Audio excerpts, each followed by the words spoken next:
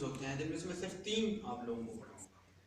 इससे हट के भी बहुत आप शायद इससे ज़्यादा भी अगर यूज करना चाहें तो आप यूज कर सकते हैं। 3 हम देखेंगे कि नैरेटिव, केस स्टडी और दूसरा क्रिटिकल थ्योरी। अच्छा, इससे ये है कि ये मेथड कोई मेथड नहीं है।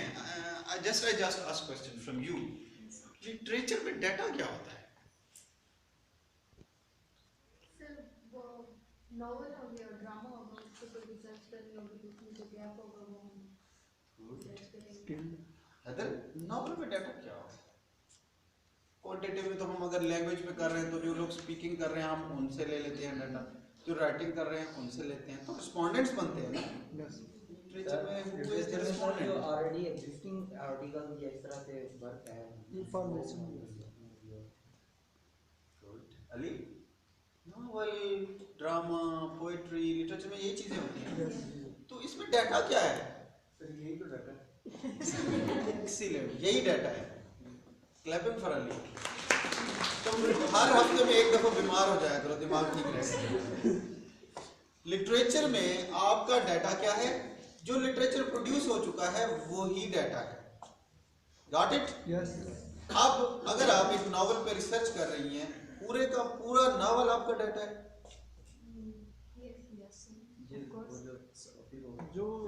जो हम पढ़ेंगे नावल, फॉर एग्जांपल आपने कौन सा नॉवल पढ़ा हुआ है? जेन ऑस्टन को तो पढ़ा हुआ है, प्राइड एंड प्रेजुडिस पे मैं रिसर्च करना चाहता हूँ, राबिया, तो मेरा डाटा क्या है?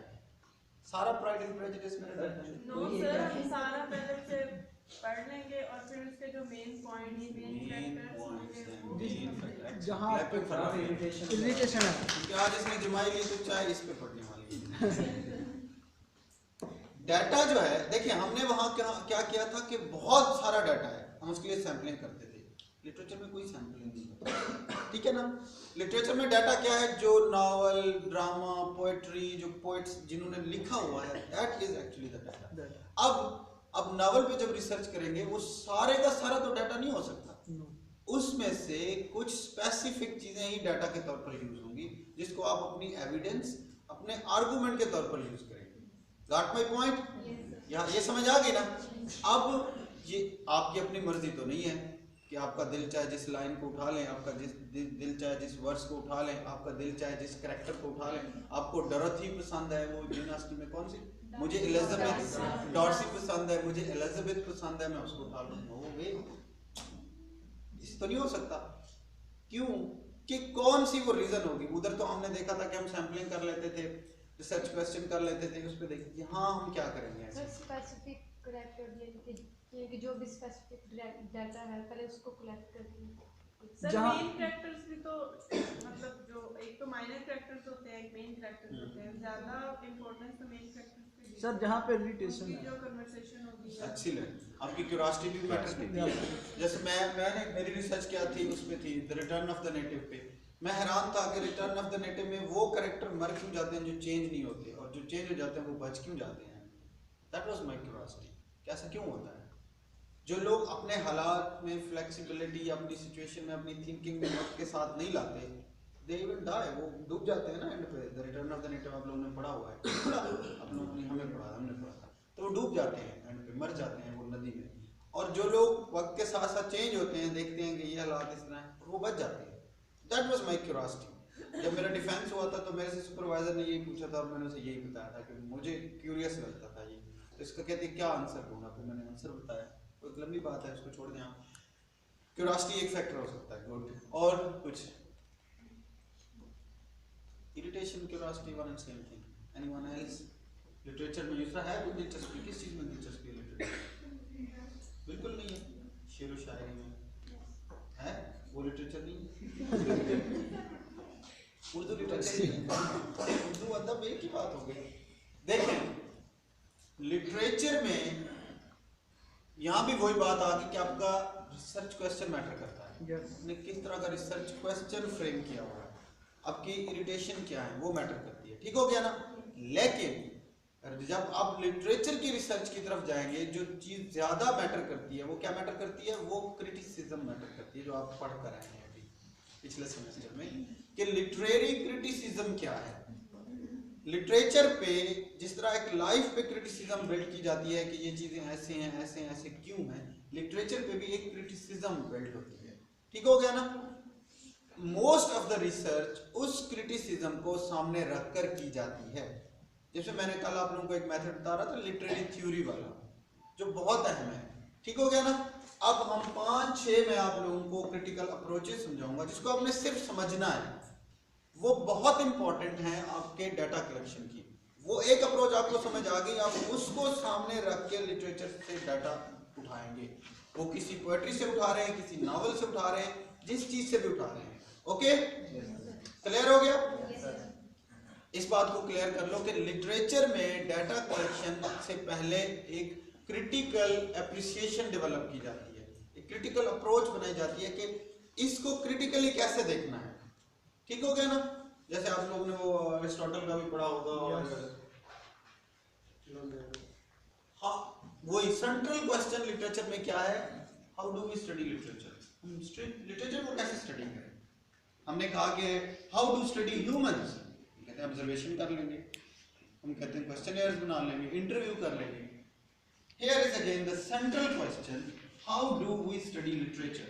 ये अपने आप से पूछें जो लिटरेचर में इंटरेस्ट रखते हैं। अच्छा, how do viewpoints and bias affect our perception of reality. हमारा व्यू पॉइंट होता है, हमारे बायस भी होते हैं हम। ये इंसान की जो एक रियलिटी है, हजरत अली का एक बड़ा फेमस बात है कि सच वो नहीं है जो मेरे पास है, या सच वो नहीं है जो आपके पास है, सच वो है जो आपका आपके पास है, जो मेरा मेरे पास है। हर इंसान का सच आप उसका अपना ही होता है। मोस्टली रियलिटी, जो रियलिटी है वो रिलेटिव होती है, एक इंसान से दूसरे इंसान तक जाते जाते रियलिटी बदलती जाती है। ठीक हो गया ना? अब लिटरेचर में ये चीजें आई होती हैं, आपका अपना बायस भी मौजूद है। हो सकता है कि जैसे अभी हम बात कर रहे थे कि कोई कैरेक्टर मुझे पसंद है, आपको पसंद नहीं है। ठीक हो गया ना? उसको आपने कैसे कंट्रोल करना है। This is not that much important question. The central question is how do we study literature. हम लिटरेचर को स्टडी कैसे करें। अब इसका आंसर है क्रिटिकल अप्रोचेस। किसी भी डॉक्यूमेंट्स को देखने की कुछ क्रिटिकल अप्रोचेस होती है। क्रिटिसिज्म क्या है? थोड़ा है, तनकीद क्या है? क्रिटिसिज्म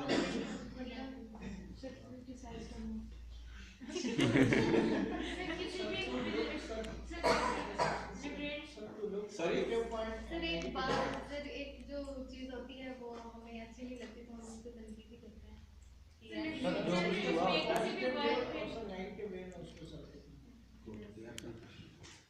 क्रिटिसिज्म का मतलब क्रिटिसाइज करना नहीं है, एक ही बात हो गई।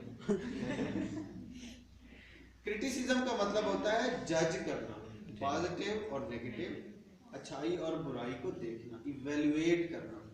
इसी तरह जब हम लिटरेचर को स्टडी करते हैं, दैट्स मोर लाइक ह्यूमन में भी तो हम यही करते हैं, अच्छाई और बुराई, गलत सही का म्यार बना रहे होते हैं, तो इसमें भी वही कर रहे होते हैं।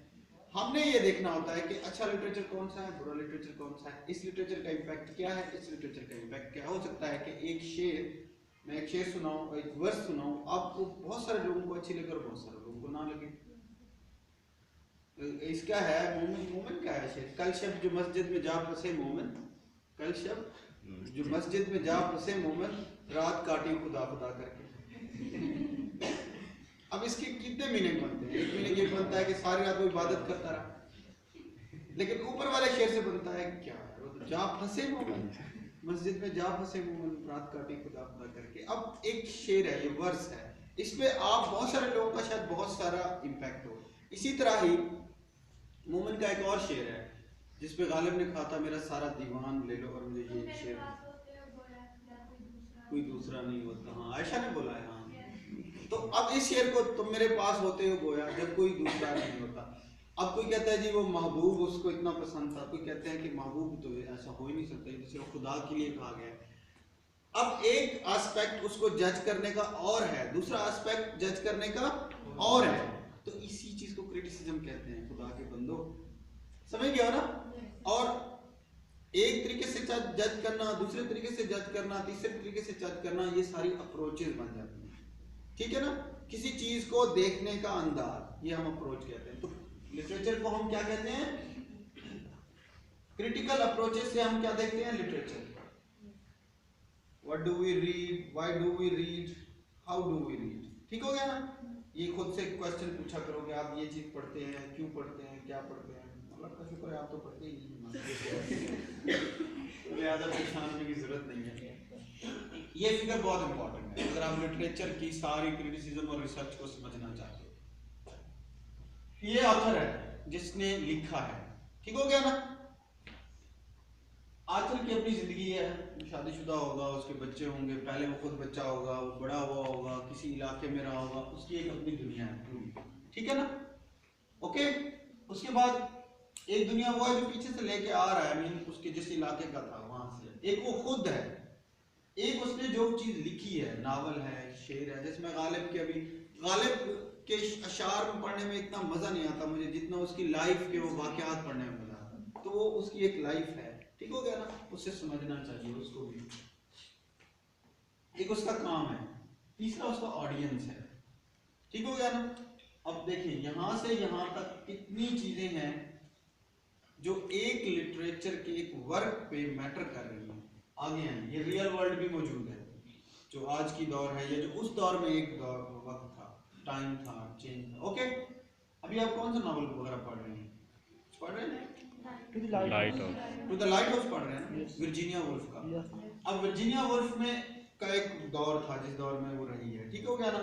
एक उसकी अपनी जिंदगी, वर्जीनिया की लाइफ के बारे में पता है आप लोगों को? क्या पता है? बताया ना दोस्तों।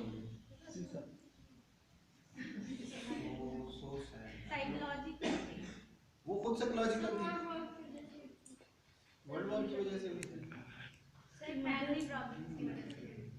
कौन से? फैमिली प्रॉब्लम थे। और कोई? आयशा, मदर की डेथ। वर्जीनिया के क्या इश्यूज थे? पर्सनल इश्यूज थे। दूसरा मेरे ख्याल में ना इस तरह नहीं किया तुमने, अक्सर करती हो हैं? उसकी मदर की डेथ हो गई थी अर्ली एज में। अर्ली एज में मदर की डेथ हो गई। और कोई? Very sad. कौन पढ़ा रहा है हम लोगों को? रिस्टार्ट किया। अच्छा, इससे पहले कौन सा पढ़ा है? हाँ, लॉर्ड ऑफ द फ्लाइज। कौन था लेकिन फ्लेमिंग का है ना? हाँ, विलियम गोल्डिंग का। विलियम गोल्डिंग का, सॉरी। विलियम गोल्डिंग कौन था? नोबेल प्राइज तो उसको 50-60 साल बाद मिला, पहले भी तो कुछ था। वो कौन था? Very sad. Really disappointed, guys. एक आथिर की जी बहुत टफ है, उसके बारे में जानना बहुत मुश्किल है। वो तो सर उसकी तो चीजें सीक्रेट हैं। वो जो विलियम गोल्डिंग मरा था ना, वो कबर्ड में रख के गया था अपनी सारी बातें, और आज तक उसका लाभ जला हुआ है। He was an army man. Good, something at last. कुछ और बताओ। आथर की वर्ल्ड है, आप एक दुनिया। जब तक मुझे जब आपको जब नावल नया स्टार्ट करते हैं आपके टीचर, तो आपको ये नहीं कहते इसकी बायोग्राफी पढ़, और आप नहीं पढ़ते। ग्रेट, और असाइनमेंट भी की हुई है उस पे।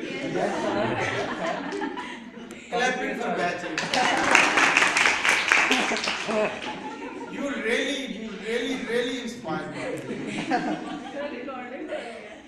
आथर वर्ल्ड एक अपनी आथर की दुनिया है जिसको समझना बहुत जरूरी है आप लोगों के लिए जब आप किसी लिटरेचर पे वर्क पे। हम कोई नॉवल पढ़ते हैं सर पता है उसके बारे में, लेकिन वो पॉइंट्स एक एक करके आते हैं माइंड में। एक आ जाए क्या है? वर्ल्ड वार का You are उसके माइंड पे वर्ल्ड वार का इफेक्ट था। हमार exhaustion and you are going funny day by day. Okay. Author's life है, एक उसकी दुनिया है अपनी, एक उसकी लाइफ और एक उसका वर्क है। एक विलियम गोल्डिंग है ना, विलियम गोल्डिंग की एक अपनी दुनिया थी जिस दुनिया में वो रहा है, जो भी थी उसकी दुनिया। एक उसकी अपनी लाइफ है जो उस दुनिया से हटकर है, एक उसका वर्क है जो लॉर्ड ऑफ द फ्लाइज है, और एक ऑडियंस है आप जैसे। ओके, अच्छा, एक रियल वर्ल्ड है जो अभी मौजूद है, जिन बेचारों को अभी तक लिटरेचर में ये नहीं पता चल सका कि क्रिटिसिज्म क्या होती है।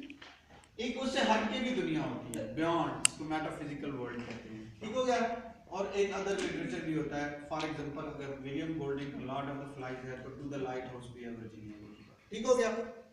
अब तो आप लोगों ने समझने के लिए, जो आप लोगों के समझने के लिए इंपॉर्टेंट चीज है उसमें ये है, आपने ये सारे फैक्टर, जब आप किसी भी लिटरेचर की क्रिटिसिज्म बिल्ड कर रहे होते हैं, लिटरेरी पीस की, उसके लिए आप ये सारे फैक्टर ध्यान में रखने होते हैं। आपको ये देखना होता है कि आथर कौन था, उसकी लाइफ क्या थी, उसके लाइफ इंटरेस्ट क्या थे, वो किस तरह की दुनिया में रहता था, अच्छा उसने काम किस तरह का किया है, आज की जो रियल वर्ल्ड है वो किस तरह की है, इससे हटके जो दुनिया है वो कैसी है, और दूसरा जो वर्क उस दौर में प्रोड्यूस हुआ है वो कैसा है, और हम कैसे। ठीक हो गया ना, खुद को भी देखना सही है। फिर आप लोग अंडरस्टैंड कर पाओगे प्रॉपरली कि लिटरेचर में ये क्या है, लिटरेचर है क्या, उसकी टेक्निक क्या है। 8 अप्रोचेज हैं जो इसी के अंदर मौजूद हैं, जो मैं अभी आपको थोड़ा सा दिखाऊंगा। ये हिस्टोरिकल और बायोग्राफिकल लिखा हुआ है। अगर आप बायोग्राफिकल या हिस्टोरिकल क्रिटिसिज्म मीन इवैल्यूएशन, जज समथिंग, सिंपल। आज से बात ये ना कहना क्रिटिसिज्म